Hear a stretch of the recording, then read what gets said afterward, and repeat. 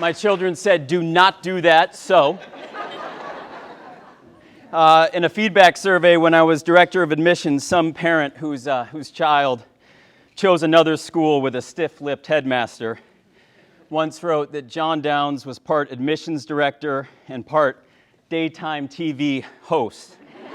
And I first resented that, like I was some kind of shallow human being. But now I'm in the full embrace. So thank you. That was my Ellen DeGeneres dream. As awkward as my dancing may be, that was fun.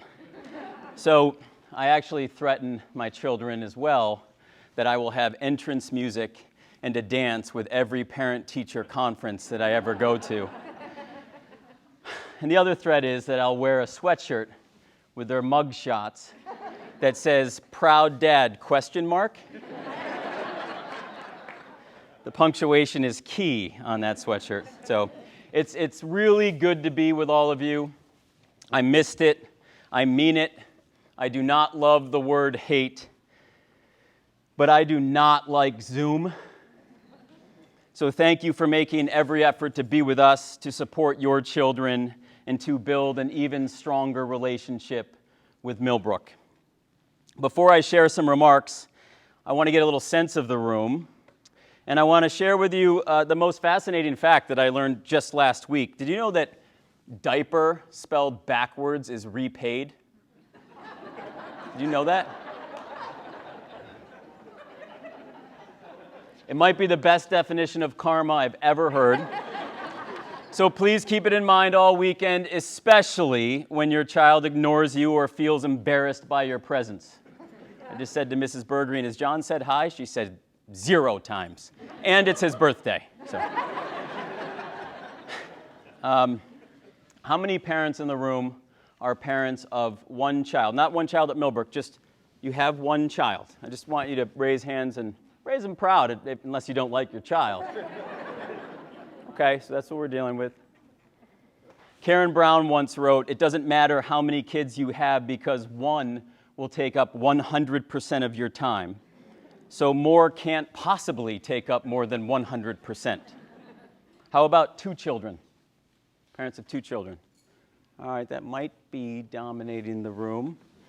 This is, you've heard this before. It's when we evolve from parent to referee. We live a life of balancing fairness. That's fun, said no mom or dad ever. There's a reason why there's a referee shortage in every sport in America right now.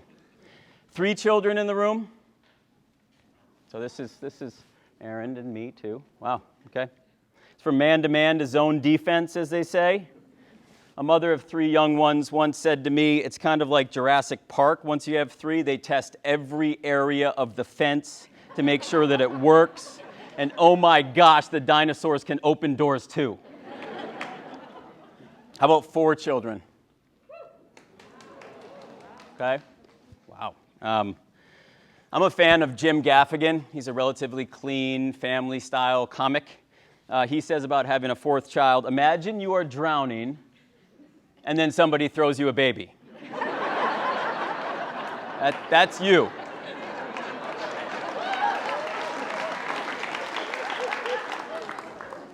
Okay, and I won't go on it. 5 children or more in this room.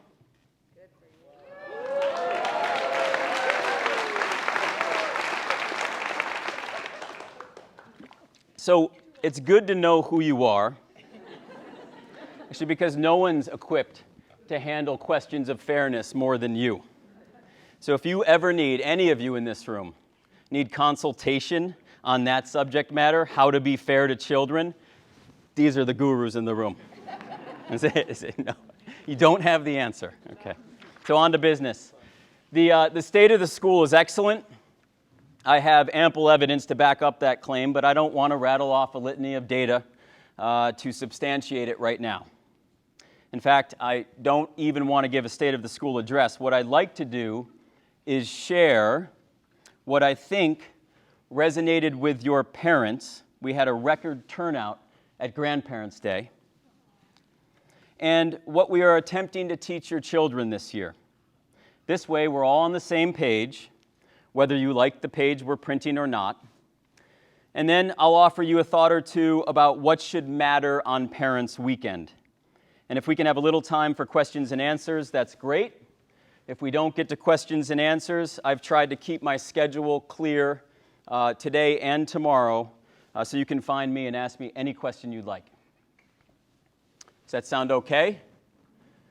Good, because if it didn't, I have no alternative plan. So just roll with me here. Spending time with 180 grandparents, so many of your parents, was one of my favorite days in the past 2 years. Our most packed Grandparents' Day ever, if that isn't a testament to how ready the world is to interact.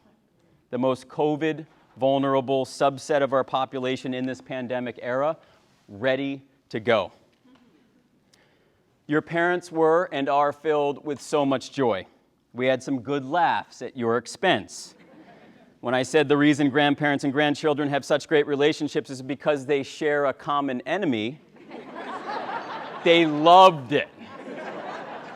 And I shared what my father-in-law says all the time. It's that grandchildren are the gifts you receive for not killing your own children. That's Aaron, not me. They loved it. So don't kill your own children. There are more people for you to meet in the future. What I think resonated most were statements of timelessness that I shared. When I talked about teenagers being rebels without a cause, cited James Dean. So many mothers and fathers blushed. It resonated. I talked about this concept of indoctrination that the media loves to perpetuate. So offensive to the very nature of teenagers. They are the most skeptical, sometimes cynical segment of our population. And as impressionable as though they may be, teenagers will gladly demand that a rabbi or a bishop prove to them that there is such thing as a God.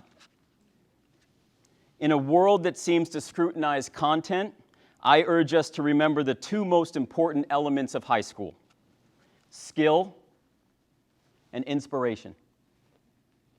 Walker Zeiser taught here for 26 years, and with a Harvard undergrad degree and a Harvard divinity degree and academic bona fides like none other, and he would say his top two priorities were to develop timeless skills and a lifelong passion for reading. I shared this with grandparents, and they applauded. I shared words with the grandparents about that are written by our founding headmaster, and I want to share an abridged version with you. This is something Edward Poling wrote in 1937 with the alumni body of Princeton University at the ripe age of 38. So I quote, "In our too noisy, too fast-moving life, and in a world of moral confusion, we need to pay more attention to an open mind. Perhaps the most dangerous enemy of democracy is not external influences of foreign threats, but rather the closed minds of so many supposedly well-educated people within our own borders. It may be argued that our students may read and say what they think, and that no authority governs our thinking. I believe this to be true. We do not close the minds of our students, but my point is we don't sufficiently open them. One just has to listen to the current discussion of government reform or troubles of the labor force to realize how prejudiced, how lacking in thought and perspective, and how susceptible to the thought of social status are the opinions of the day." 1937. He goes on. So if the open mind is not a natural result of the educational process, then it must be deliberately taught. How? First is by placing greater emphasis on the accuracy of language. This is the first step towards clear thinking. Vague and sloppy expressions breed inaccuracies of thought. There can be no other academic achievement more ultimately valuable than the ability to write and speak and express oneself clearly and effectively.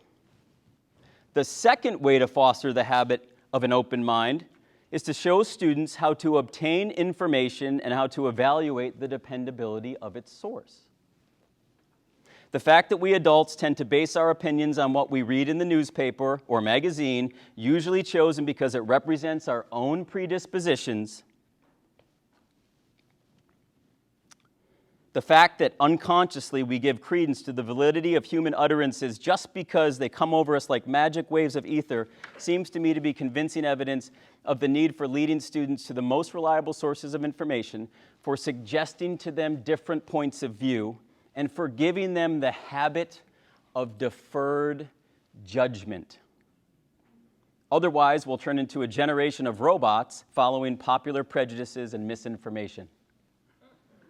1937.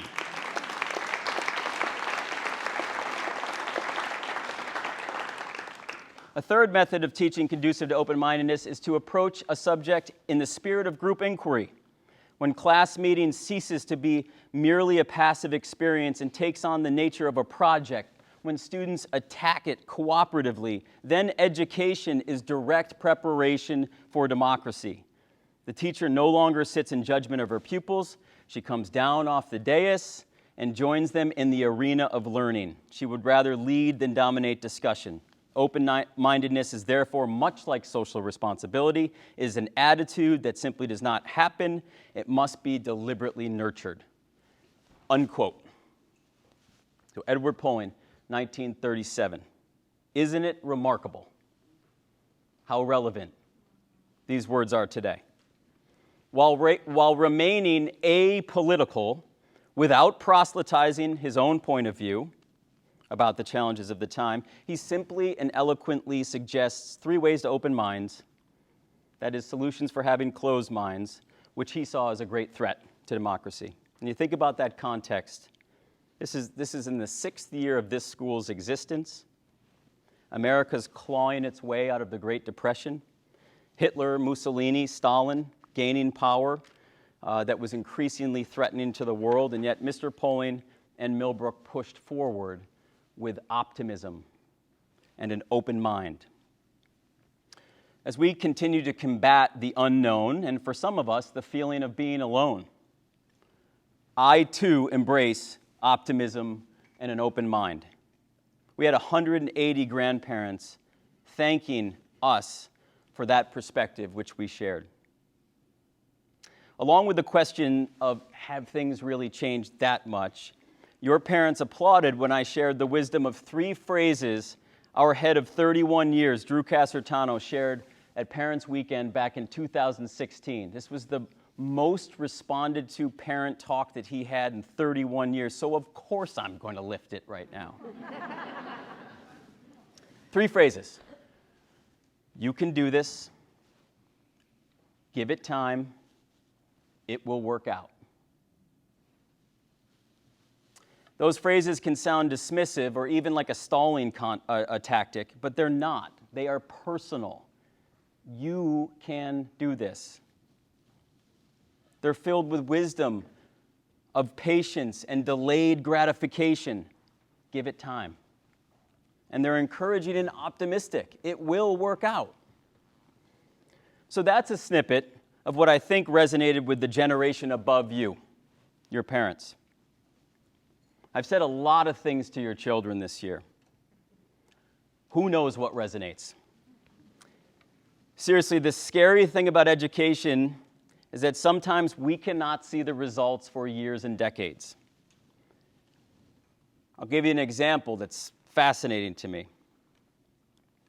The 2 largest capital gifts, singular gifts, that Millbrook has ever received are from students who were dismissed at Millbrook. 30 to 50 years later, they decided that this experience meant so much to them that they wanted to give back. Now, I am not wishing for your child to be dismissed so that we can receive a 7 or 8-figure capital gift. My point is, the impact of education often shows itself over long periods of time. This is why cleaning my car and mowing my lawn is therapeutic for me. I like to see some finished results because it brings balance to this time will tell element of the work that my colleagues and I do. So I've talked with your children about cell phone habits, reestablishing rituals and routines that are off screens, details of the dress code and weighty discipline issues, talked about the concept of time and place and manner. At Convocation, I offered 3 concepts of service, which is the core value we're focusing upon this year. Customer service, quiet generosity, and heroic humility. How many of you have worked in restaurants, hotels, airlines, any element of the service industry at any point of your life? Just curious. Like the majority by far. So many students already have.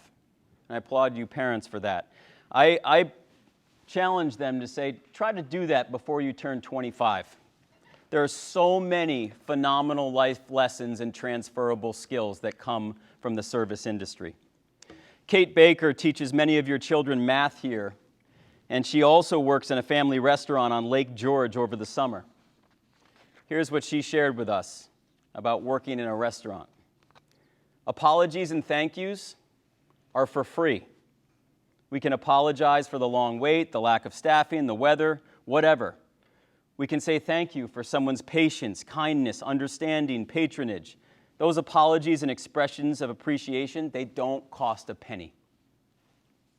Ms. Baker also learned that being right isn't helpful when we think about customer service. Even if one's opinion of how long the wait may have been or how overcooked or undercooked the food was may be wrong, acknowledging their frustration and expressing an attempt to find a solution will build bridges of compromise for so many discrepancies and disagreements. While acts of customer service are kind of out in the open, the nuance of the skill is subtle, which is why I spoke with your children about quiet generosity, things that we can do for others that are at the heart of what it means to serve. So 2 years ago, Emma Levy moved into guest house. She was in a triple and arrived a couple of hours before her roommates. And you know what she did? She waited 2 hours until both of her roommates arrived so they could pick and choose which bed and dresser and desk they wanted. Wow. What a way to spark chemistry in a room through quiet generosity. It's no wonder that she's a dorm leader now.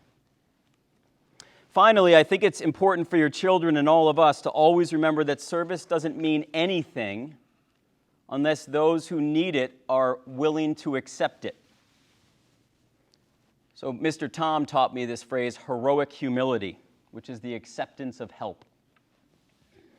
We've seen a kind of heroic humility with some of the most elite athletes in the world.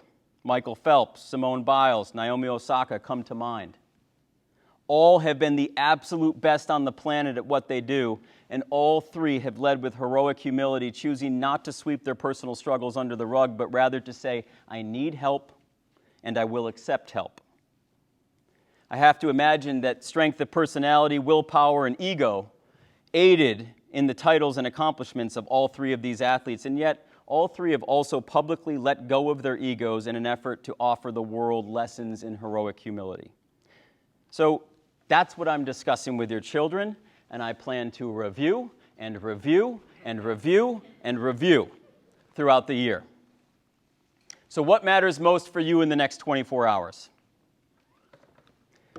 For you to find emotional connections between your child, this place, this mission, this program, and most especially the people, the faculty and staff who make it all come alive. If your child is new and the seeds of these connections have only just been planted, then help us put a little water and sunshine on them. So why do I suggest this? Because the power of emotional connection is deeply supported by adolescent science and brain research, and it's at the heart of my own educational philosophy. When a child has an emotional connection to a person, an activity, a material, she will retain more, work harder, engage authentically, and rebound faster from failure. This idea illustrates a timeless fact about the human condition. Relationships and relatability matter. Emotional connections are necessary for an excellent education. Or as the old adage says, if they know you care, they will care to know. So today and tomorrow, look for what your child is connecting to. Share what you see with your child's advisor. I've asked students that I have interviewed for nearly a decade in the admissions process to hypothetically put every teacher they've ever had on a cliff, shove them off to his or her death, and save just one for the future of education. And a lot of times the kids look at me like, that's really messed up, Mr. Downs. But here's what I've learned. I've learned a lot just by listening to children. There are 6 common reasons that children love teachers. I'll share them in reverse numerical order of the least common to the most common through my little self-study.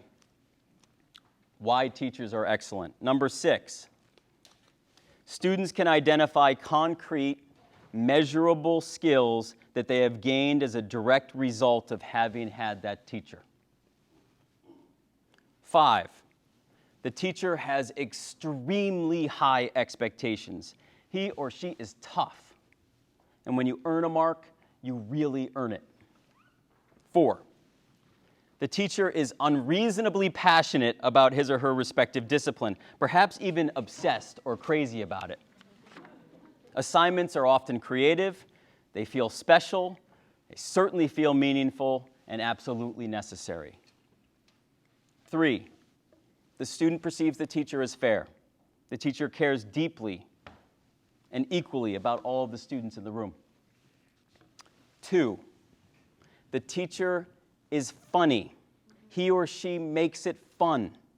They make school not feel like school with negative connotations, but some place they really want to be, a place where there is joy and laughter in the room.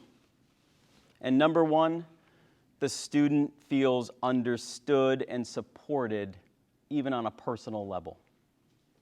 They feel unconditionally encouraged, especially and most significantly when they are quiet, disengaged, or seemingly disinterested. This is when the teacher's inner child seems to meet the student's inner adult.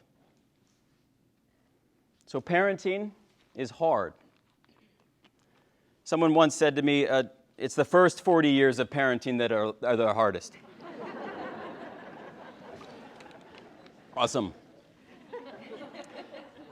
It really feels inescapable. So Dave Barry's question, why is it that no matter what stage your child is in, the parents who have older children always tell you it's worse?